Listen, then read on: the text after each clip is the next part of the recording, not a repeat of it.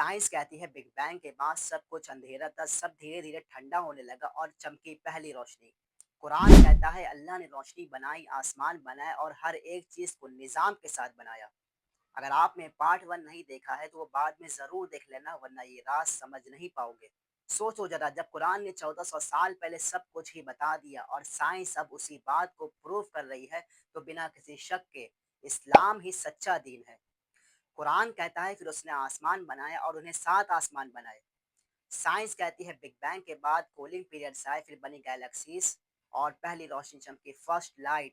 دونوں ایک ہی بات کہہ رہے ہیں، بس زبان الگ ہے۔ سائنس کہتی ہے یونیورس میں بیلنس ہے، سسٹم میں ہارمنی ہے۔ قرآن کہتا ہے اللہ نے ہر چیز میں میزان، بیلنس رکھا۔